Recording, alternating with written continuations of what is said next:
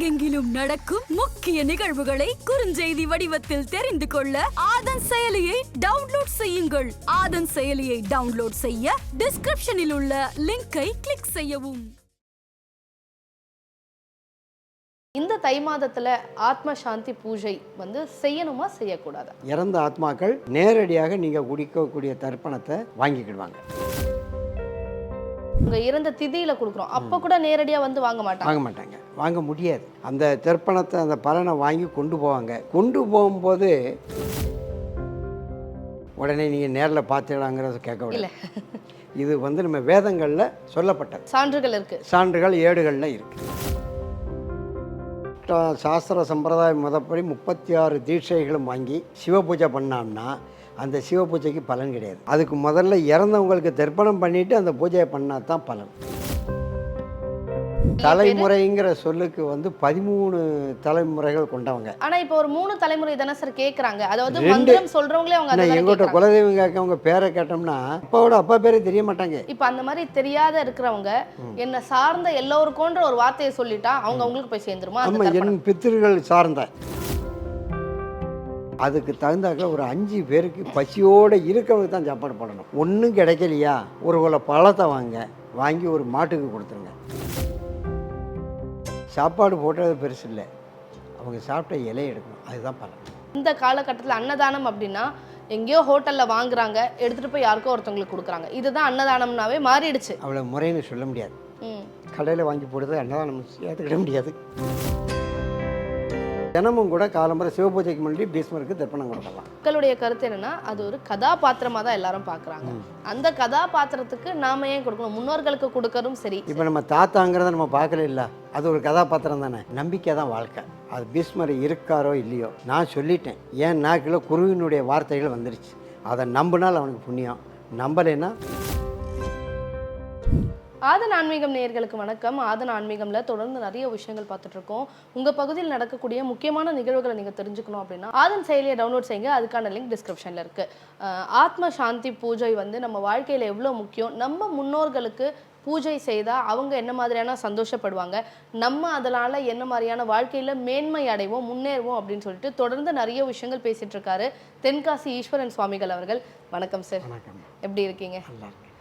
Sir, நம்ம தொடர்ந்து ஆத்ம சாந்தி பூஜையை பற்றி நிறைய விஷயங்கள் பேசிகிட்டு இருக்கோம். இன்றைக்கி நான் என்ன கேட்க போகிறேன்னா, வரக்கூடிய மாதம் தை மாதம்னா தமிழர்களுக்கே ஒரு சிறப்பான மாதமும் கூட. இந்த தை மாதத்தில் ஆத்ம சாந்தி பூஜை செய்யணுமா செய்யக்கூடாதா? அதாவது ஆத்மாக்களுக்கு நேரடியாக நம்ம செய்யக்கூடிய தர்ப்பணங்கள் எல்லாம் போய் சேரக்கூடிய நேரடியாக அவங்க மூலமாகவே போய் கையில் வாங்கக்கூடிய தருணங்கள் 3 காலங்கள் தான். ஒன்று ஆடி அமாவாசை, ஆமாம், அடுத்தபடியாக தை அமாவாசை. இந்த 2 மாதங்களில் வரக்கூடிய தை அமாவாசைகள் தினம் போக புரட்டாசி மாதம் மகாலய அமாவாசை.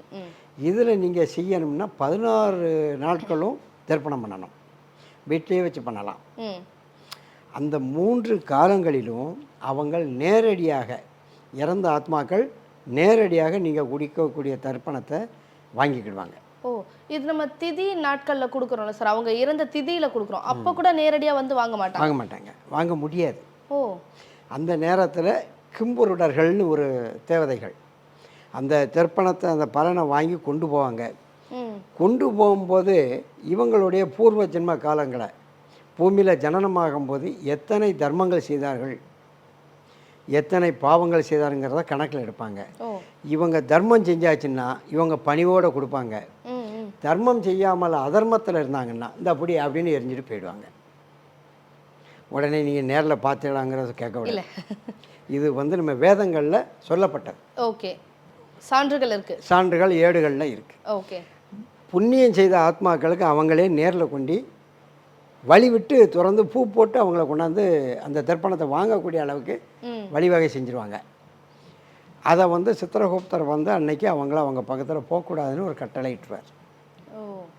பாவம் செய்தவர்களாக இருந்தால் யார் யார் தர்ப்பணம் கொடுக்காங்களோ அந்த தர்ப்பணத்தினுடைய பலனை இவங்க கொண்டு போய் கொடுப்பாங்க. ஆனால் அதுலேயும் பாவ புண்ணியங்களுக்கு ஏற்ப பெற்றோர்களை இம்சித்தாங்க, இல்லை ஒரு கோவிலில் சாமி கும்பிடாமல் அவமதித்தாங்க, இல்லை தெய்வ நிந்தனை செய்தார்கள், இல்லை சிறு குழந்தைகளை ஏதாவது அடித்தாங்க, முதியோர்களை மரியாதை குறைவாக பேசினான்னா அவங்களுக்கு அந்த தெர்ப்பணத்தினுடைய பலன் கண்டிப்பாக போய் கிடைக்காது. ஓ, இப்போ இது வந்து தை அமாவாசைக்கு பண்றோம் அப்படின்னா தை மாதம் முழுவதுமே நமக்கு வந்து ரொம்ப சிறப்பான நாள் தான். ஏன்னா பயிர் விளைவிக்கக்கூடிய நாள் அது. ஏதோ ஒரு நல்ல விஷயத்த ஆரம்பிக்கக்கூடிய நாள். அந்த மாதத்துல வந்து நம்ம தர்ப்பணம் கொடுக்குறோம். தர்ப்பணம் கொடுக்கறது அப்படிங்கிறது நிகழ்காலத்துல இருக்கிறவங்களுக்கு கிடையாது, இறந்தவங்களுக்காக மட்டும்தான். அந்த காலத்துல இல்லாத ஒரு விஷயத்துக்கு நம்ம பண்ணலாமா சார்? அழகாக பண்ணலாம். ஒரு ஆள் சாஸ்திர சம்பிரதாயம் முதப்படி 36 தீட்சைகளும் வாங்கி சிவ பூஜை பண்ணான்னா அந்த சிவ பூஜைக்கு பலன் கிடையாது. ஓ, அதுக்கு முதல்ல இறந்தவங்களுக்கு தர்ப்பணம் பண்ணிவிட்டு அந்த பூஜையை பண்ணால் தான் பலன். இதுதான் நம்ம ஆகமங்கள் சொல்லுது. ஓகே, அதாவது செய்ய வேண்டிய தர்ப்பணங்களை கரெக்டாக பண்ணணும். ஆமாம், பண்ணிட்டு போனால் தான் சிவ பூஜை ஏற்றுக்கொள்ளப்படும். ஓ, சிவ பூஜைங்கிறது அவ்வளோ ஒரு மேன்மையானது. அந்த சிவ பூஜை செய்யணும்னா இவன் பித்திருக்கள் தர்ப்பணம் பண்ணணும். பித்திருக்களுக்கு மட்டும் இல்லை, சர்த்தர காலத்தில் உள்ள அவங்களுக்கும் பண்ணலாம், மன்னர்களுக்கு பண்ணலாம், பெரிய பெரிய ரிஷிகளுக்கு பண்ணலாம். சார், இதே மாதிரி இன்னைக்கு இதில் இன்னொரு சந்தேகம் என்னன்னா, பொதுவாகவே தர்ப்பணம் செய்யும் பொழுது நம்மளுடைய முன்னோர்கள் பேர் வாங்குவாங்க. அதாவது இப்போ தர்ப்பணம் பண்ணும்போதெல்லாம் எப்படி பண்ணுவாங்கன்னா, தாத்தாவுடைய பேர், அவங்களுடைய அப்பா பேர், அதாவது பாட்டன் பேர், அவங்களோட தலைமுறைங்கிற சொல்லுக்கு வந்து 13 தலைமுறைகள் கொண்டவங்க. ஆனா இப்போ ஒரு 3 தலைமுறை தானே சார் கேக்குறாங்க. அதாவது மந்திரம் சொல்றவங்களே அவங்க எங்கோட்ட குலதெய்வம் கேட்கவங்க பேரை கேட்டோம்னா அப்பா பேரு, அப்பாவோட அப்பா பேரே தெரிய மாட்டாங்க. இல்ல அது வந்து அப்படிங்காங்க. இப்ப அந்த மாதிரி தெரியாத இருக்கிறவங்க என்ன சார்ந்த எல்லோருக்கோன்ற ஒரு வார்த்தையை சொல்லிட்டா அவங்க அவங்களுக்கு போய் சேர்ந்துருமா? ஆமா, என் பித்திருகள் சார்ந்த, நான் அறியாத காரணத்தினால் என் குடும்பத்தை சேர்ந்த என் முன்னோர்களாகிய உங்களுக்கு பணிவன்புடன் இந்த ஆகுதியை நான் அக்னி சாட்சியாகவும் நீரின் சாட்சியாகவும் பஞ்சபூதங்களின் சாட்சியாக சமர்ப்பிக்கிறேன்னு போடணும். போட்டது மட்டும் இல்லை, அதுக்கு தகுந்தாக்க ஒரு 5 பேருக்கு பசியோடு இருக்கவனுக்கு தான் சாப்பாடு போடணும். பசி இல்லாதவனுக்கு நான் சாப்பிட்டுக்கன்னு டோக்கனை கொடுக்குறேன், அவன் கடையில் போய் வாங்கி கீழே போட்டுட்டு காசை போட்டு போயிடுவான். அதனால் அவங்களுக்கு கொடுக்க. இல்லாத மக்களுக்கு ஒன்றும் கிடைக்கலையா, ஒரு குல பழத்தை வாங்கி ஒரு மாட்டுக்கு கொடுத்துருங்க, ஒரு பசுவுக்கு கொடுத்தீங்கன்னா அந்த தான தர்மம் செஞ்ச பலன் அங்கே கிடச்சிடும். இல்லாத முதியோர்களுக்கு குழந்தைகளுக்கு பண்ணலாம். இல்லை ஆசிரமங்களில் நீங்கள் அன்றைக்கி அத்தனை பேருக்கும் சாப்பாடு போடணும், அதை செய்யலாம். சாப்பாடு போட்டது பெருசு இல்லை, அவங்க சாப்பிட்ட இலையை எடுக்கணும், அதுதான் பலன்.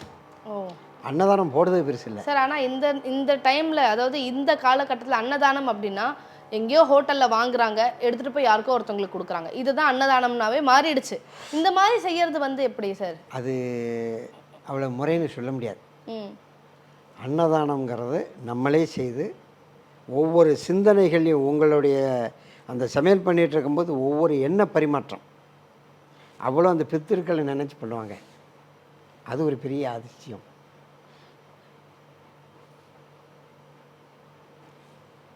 அன்னதானத்தினுடைய சிறப்பே தான். கடையில் வாங்கி போடுறது அன்னதானம் ஏற்றுக்கிட முடியாது. அன்னதானம்ங்கிறது சாதாரண விஷயம் இல்லை. அந்த ஒவ்வொரு அரிசியிலையும் உங்களுடைய பெயர்கள் எழுதப்பட்டோம், அதை உணர்ந்து செயல்படணும், நம்மளே பண்ணணும். அந்த சமையல் பண்ணிகிட்டு இருக்கும்போது உங்கள் எண்ணங்கள் வந்து யார் யார் சாப்பிடுவாங்க அவங்களுக்கு பூரா அந்த ஆத்மா சாந்தி கிடைக்கணும், அந்த சாப்பிட்டவங்களுக்கு வயிறு நிறையணும். அந்த வயிறு நிறைஞ்ச உடனே ஒரு ஆனந்தம் ஏற்படும். அதாவது ஒரு மில்லி செகண்டில் அப்பா, அதுதான் புண்ணியம். அது ஒரு பெரிய விஷயம். ஆமாம். இதுக்கப்புறம் தர்ப்பணம் கொடுத்துட்டு யாராவது அன்னதானம் செய்யணும், பலருக்கு பசி போக்கணும் அப்படின்னா கண்டிப்பாக வெளியிருந்து வாங்கி கொடுக்காம வீட்டில் செஞ்சு கொடுங்க அப்படின்னு நாங்கள் இந்த இடத்துல சொல்லிக்கிறோம். இது மட்டும் இல்லாமல் நிறைய பேர் எந்த சொந்தமும் இல்லாமல் அவங்க இறந்துட்டாங்க அப்படின்னா அவங்களுடைய ஆன்மா சாந்தி அடையாதுன்னு நீங்களே பலமுறை சொல்லியிருக்கீங்க. எந்த சொந்தமும் இல்லாமல் அனாதையாக அவங்க எப்படி இறந்தாங்கன்னு அவங்களுக்கே தெரியாமல் இருக்கவங்க தான். இந்த மாதிரி இருக்கவங்களுக்கு இந்த வரக்கூடிய தை அமாவாசையில் நாம தர்ப்பணம் செய்யலாமா? அழகாக செய்யலாம், அழகாக பண்ணலாம். அதை பண்ணிவிட்டு சிவன் கோயிலில் விளக்கு போடணும். அது எதனால சார்? அந்த ஆத்மாக்கள் எந்த உறவுகளும் இல்லை, அக்கினி சாட்சியாக இந்த தீபத்தோடு அந்த ஆத்மாக்கள் கலந்துருச்சு, கலந்து உன்னோட பாதத்தில் சரணடையுது அப்படின்னு சொல்லி விளக்கு போடணும். இந்த மாதிரி செய்யறதால நமக்கு என்ன நல்லது? இந்த மாதிரி பண்ணால் நம்ம சந்ததிகள் நல்லாயிருக்கும். இதுக்கு தான் ஆண்டுக்கு இருமுறை சில கோயிலில் விளக்கு தீபம் ஏற்றுவாங்க, லட்ச தீபம்னு ஏற்றுவாங்க. லட்ச தீபம். அதுக்கு காரணமே இதுதான். அந்த தீபம் ஏற்றும் போது ஆடி மாதம் சில பேர் தைய மாதம் ஏற்றுவாங்க. இந்த ஆத்மாக்கள் உலகத்தில் உள்ள தெரிந்தும் தெரியாமலும் பார்த்தும் பார்க்காமலும் உள்ள ஆத்மாக்கள் பூரா பாத சமர்ப்பணம் ஆகணும் அப்படிங்கிறதுக்காக சிவன் கோயிலில் அந்த விளக்கு போட்டுறது. Okay sir. இந்த மாதிரி நம்ம அந்த லட்ச தீபம் ஏற்றுறோம் அப்படின்னா அதுக்கு ஏதாவது வழிமுறை, ஏதாவது ரூல்ஸ் இருக்கா சார்? கோவிலில் அதுக்குன்னு ஒரு நாள் இருக்குது. நம்ம நினச்சிறப்பெல்லாம் ஏற்றக்கூடாது, நினச்ச இதுலலாம் ஏற்ற முடியாது. அதுக்கு அந்த விளக்கு வைக்கிற அன்னைக்கு அந்த பித்ருலோகம் பூரா வாசல் திறந்துருக்கும். ஓ, அவங்க பூரா வந்து அந்த இறைவனை பார்த்து அப்படியே வழிபாடு. இதுக்கு உதாரணம் என்னன்னு கேட்டேன்னா, திருக்குற்றாலநாதர் கோவில் ஸ்தல வரலாற்றில் ஒரு ஆவணங்கள் இருக்குது. இறந்த யமலோகத்தில் உள்ள தூதுவர்கள் வந்து உடலை தூக்கிட்டு போகிறாங்க. போகும்போது அந்த ஆத்மா கேட்டுச்சான், அது என்ன கூட்டமாக இருக்குது அப்படின்னு. அது குற்றாலநாதர் திருக்கோவில். குற்றாலநாதர் அங்கே வீட்டிலிருந்து அருள்பாலித்து கொண்டிருக்கார். என்ன குற்றாலமா குற்றாலமா அப்படின்னு சொன்னதுக்கே அந்த ஆத்மாக்களால் அந்த ஆத்மாவை அந்த கிம்புரட்டர்கள், இந்த யம தூதர்கள் தூக்க முடியலையாம். புண்ணியமாயிடுச்சு. குற்றாலமா அப்படின்னு கேட்ட உடனே, இது குற்றாலம் கோயில் வரலாற்றில் இருக்குது. குற்றாலமானு கேட்ட சொல்லிக்கே அந்த ஆத்மா பாவங்கள் பூரா தீர்ந்துருச்சு. இப்போ என்கிட்ட பல பேர் இந்த பித்ரு விஷயங்களை பார்க்கறதுக்கு பாவனாசத்துக்கு வர்றாங்க. வரும்போது தென்காசி வந்து என்னை பார்த்துட்டு தான் போவாங்க. அப்போ நான் முதல்ல சொல்லிடுவேன், நீங்கள் குற்றாலம் அருவியில் குளிச்சுட்டு சுவாமி தரிசனம் பண்ணிட்டு வாங்க. அவர் ஏதோ டைம் பாஸுக்காக நம்மளை குளிக்காதன்னு நினச்சி சொல்கிறாங்க. அவங்கள்ட்ட ரொம்ப நேரம் நான் பேச முடியாது, எனக்கு ஆவி. அந்த குற்றாலத்தில் போய் சுவாமி தரிசனம் முடிச்சுட்டு சுவாமிகிட்ட அந்த குறைகளை முறையிட்டு வந்த உடனே பாபநாசத்தில் அந்த நாசங்கள், அந்த பாவத்தை நாசம் பண்ணி அந்த ஆத்மாவுக்கு சாந்தி பண்ணுறதுக்கு மிக எளிவான ஒரு கைங்கரியம் அது. அதனால் குற்றாலம் போய் குளிச்சுட்டு பாபநாசத்துக்கு வாங்கன்னு சொல்வேன். சில பேர் வருவாங்க, சில பேர் எல்லாம் வீட்லேயே குளிச்சுட்டம்பாங்க. அந்த அளவுக்கு நான் என்ன செய்ய முடியும், விட்டுருவேன், அவ்வளோதான். Okay sir. சார், வரக்கூடிய இந்த தை அமாவாசையில் நம்ம வந்து தர்ப்பணம் கொடுக்கணும் அப்படின்றது மேண்டிட்ரி, அதாவது கட்டாயம் அப்படின்னு நீங்கள் சொல்லிட்டீங்க. ஆனால் எல்லா தர்ப்பணங்கள், அதாவது வருடத்துக்கு 3 முறை கொடுக்குறவங்களும் இருக்காங்க, மாதம் அமாவாசைக்கு தர்ப்பணம் கொடுக்குறவங்களும் இருக்காங்க. நான் சொன்ன மாதிரி திதி அன்று மட்டும், அதாவது அவங்க இறந்த திதியில் மட்டும் தர்ப்பணம் கொடுக்குறவங்களும் இருக்காங்க. இப்போ இது எல்லாத்துக்கும் ஒரே மாதிரியான வழிமுறைகளா, இல்லை இந்த தை அமாவாசைக்கு வழிமுறைகள் ஏதாவது மாற்றம் இருக்கா? பித்ரு தர்ப்பணம்ங்கிறது A to Z ஒவ்வொரு மாதங்களுக்கும் ஒவ்வொரு மாதம் எல்லாம் ஒரே மாதம் தான்.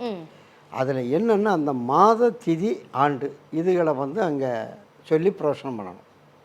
திதி கொடுக்கும்போது அந்த எள்ளு வந்து எப்படி கொடுக்கணும்னு கேட்டேன்னா இப்படி தான் கொடுக்கணும். இந்த விரல் வழியாக தான். எல்லாரும் இப்படி எல்லாம் கொடுப்போம், அப்படி கொடுக்கக்கூடாது. ஓ, பித்திருளுக்கு கொடுக்கறது இப்படி தான் கொடுக்கணும். அதே மாதிரி சில பேர் பால்காரன் பாலை வாங்கி விடும்போது இப்படி விடுவாங்க, அப்படி நம்ம வாங்கக்கூடாது. பாலை விடும்போது இப்படி தான் விடணும். இவங்க பாலை வாங்கிட்டு அந்த அந்த வண்டியில் நிற்கிற மாதிரி எடுத்துகிட்டு பல இடங்களில் பார்த்துருக்கேன், இப்படி தான் விடுவாங்க. அப்படி விடக்கூடாது. அது வந்து அது பித்திருகளுக்கு போகிற மாதிரி ஆகிடும். ஓ, அதாவது அபசகுனம்னு சொல்லுவோம் இல்லையா, அந்த மாதிரி. பிரதர்சனம்ங்கிற அபபிரசனம்னு சுத்தமில்ல, அந்த மாதிரி. அது ராகு கேதுவோட சேர்ந்துடும். இப்படி இந்த சைடில் கொடுக்கும்போது அவன் பாலை எடுத்துகிட்டு இப்படி பிடிச்சிட்டு இப்படி நிற்பாங்க, பிடிச்சி எடுத்துகிட்டு இப்படி விடுவாங்க. அப்படி விடக்கூடாது. இந்த பாலை இந்த பக்கம் வந்து இப்படி தான், அப்படி விட்டால் தான் அது நமக்கு பால், இல்லைன்னா அது பால். கண்டிப்பாக அதை நம்ம தெரிஞ்ச ஆளுகள்கிட்ட, பால்காரங்கிட்டையும் சொல்லுங்கள், பால் வாங்கக்கூடியவங்களும் அவங்கள்ட்டையும் சொல்லி அதை மாற்றி வாங்க. நம்ம வீடுகளில் பால் பயன்படுத்தும் போது கூட முறையாக பயன்படுத்தணும். இப்படி பின்பக்கமாக கையை வளமாக வளைச்சி கொடுக்கக்கூடாது. வளமாக வளைச்சி கொடுக்கக்கூடியது பித்திருகளுக்கு மட்டும்தான். இப்படி போடணும். இந்த தண்ணி இதில் விடக்கூடிய தண்ணி பூரா சமர்ப்பியாமி அப்படின்னு சொல்லி இப்படியே இந்த பெருவிரல் வழியாக தான் கீழே இறங்கணும். இப்படி விடக்கூடாது. இப்படி விட்டு அது சாந்தி கிடைக்காது. கண்டிப்பாக சார். அதாவது தை அமாவாசையில் என்னென்ன பண்ணணும் அப்படின்னு சொல்லிட்டு தெளிவாக சொன்னீங்க. இந்த தை அமாவாசையை ஒரு வேளை மிஸ் பண்ணிட்டாங்க, தவறிட்டாங்க அப்படின்னா அவங்க என்ன சார் பண்ணலாம்? தை மாதம் கடைசி அன்னைக்கு கொடுக்கலாம். ஓகே, ஆமாம். அதாவது தை கடைசி நாள். ஆமாம், அன்னைக்கு பீஷ்மருக்கு அன்னைக்கு கொடுக்கணும். கடைசி அன்னைக்கு கொடுக்கும்போது பிதாமகன் பீஷ்மருக்கு கொடுத்துட்டு தசரதனுக்கு கொடுத்துட்டு அதுக்கப்புறம் இவங்க பிதருக்கு கொடுக்கணும். அதாவது இப்போ நம்ம பித்ருக்களுக்கு தர்ப்பணம் கொடுக்கும்போதே பீஷ்மருக்கு தர்மருக்கும் கொடுத்துட்டு கொடுத்துட்டு மற்றவங்களுக்கு கொடுக்கணும். அவங்களுக்கு கொடுக்கக்கூடாது. கொடுக்காம அந்த கடைசி நாளில் கொடுக்கக்கூடாது. ஓ சரி சரி. பீஷ்மருக்கு யார் வேணால் தர்ப்பணம் கொடுக்கலாம். உலகத்தில் மனிதனாக பிறந்த அத்தனை பேரும் பீஷ்மருக்கு பிள்ளைகள் தான். பீஷ்மாஷ்டமி அன்னைக்கு அவருக்கு கொடுக்கலாம். அது அல்லாத அன்னைக்கு தினமும் கூட காலம்பரை சிவபூஜைக்கு முன்னாடி பீஷ்மருக்கு தர்ப்பணம் கொடுக்கலாம். தினமும் கொடுக்கலாம். தினமும் கொடுக்கலாம். இந்த மாதிரி செய்யறதால பீஷ்மர் அப்படின்ற வந்து இங்கே இப்போ மக்களுடைய கருத்து என்னன்னா அது ஒரு கதாபாத்திரமாக தான் எல்லாரும் பார்க்குறாங்க. அந்த கதாபாத்திரத்துக்கு நாம ஏன் கொடுக்கணும்? முன்னோர்களுக்கு கொடுக்கறதும் சரி, ஆனால் ஏதோ ஒரு கதாபாத்திரத்துக்கு நாம ஏன் கொடுக்கணும்னு ஒரு கேள்வி இருக்கும்ல. இப்போ நம்ம தாத்தாங்கிறத நம்ம பார்க்கல இல்லை, அது ஒரு கதாபாத்திரம் தானே. நம்பிக்கை தான் வாழ்க்கை. அது பீஷ்மர் இருக்காரோ இல்லையோ நான் சொல்லிட்டேன். ஏன் நாக்கில் குருவினுடைய வார்த்தைகள் வந்துடுச்சு. அதை நம்பினால் அவனுக்கு புண்ணியம், நம்பலைன்னா அதுக்கு நான் ஒன்றும் செய்ய முடியாது. கண்டிப்பாக சொல்கிறது நானாக இருக்கேன், ஆனால் சொல்ல வைக்கிறது இறைவன். நானாக எதுவுமே சொல்லலை, சொல்லக்கூடியது இறைவன். அதை தூண்டி விட்டதை நீ.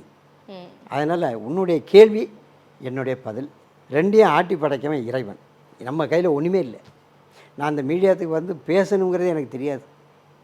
யாரோ ஒருத்தன் ஏகி இன்றைக்கி அதனால் பல பேர் பல குடும்பங்களுக்கு ஆதன் ஆன்மீகத்தில் வர்றாங்க.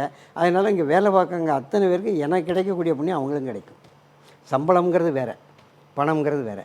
இருந்தாலும் இவர்கள் மூலமாக அந்த குலதெய்வத்தை போய் பார்த்த உடனே இன்றைக்கி எத்தனை பேர் சந்தோஷப்படாது தெரியுமா?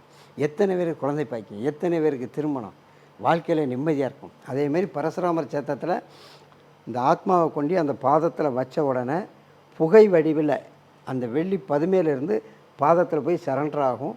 இதை நிறைஞ்ச மனசோட எந்த சஞ்சலமும் இல்லாமல் பாருங்கன்னு சொல்லியிருக்கேன்.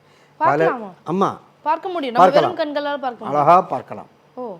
இதில் என்னென்னா மனசில் ஏதாவது எந்த விதமான சஞ்சலமும் இல்லாமல் தெளிஞ்ச நீரோடையாக உள்ளவங்க மட்டும்தான் பார்க்க முடியும். இங்கே போகும்போது அங்கே பீரோவில் பணம் வச்சேன்னா அவள் எடுத்துருவாளோ, இங்கே பணம் கொடுத்தனே தர்மானம் இருந்தால் அது பார்க்க முடியாது.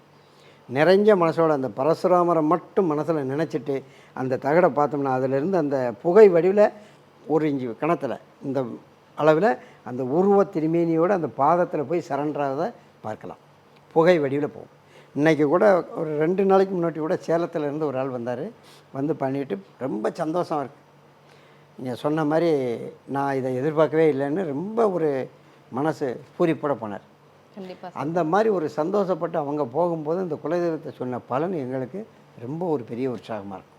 கண்டிப்பாக சார். அதாவது இந்த தை அமாவாசையில் என்ன செய்யணும், எப்படி செய்யணும், என்ன செய்யக்கூடாது, ஒரு வேலை மிஸ் பண்ணவங்க கூட என்ன செஞ்சு அவங்களுடைய முன்னோர்களுடைய ஆத்மாவை சாந்தி அடைய வைக்கலாம் அப்படின்னு சொல்லிட்டு ரொம்ப விளக்கமான பதிவு சொல்லியிருந்தீங்க. ரொம்ப நன்றி சார்.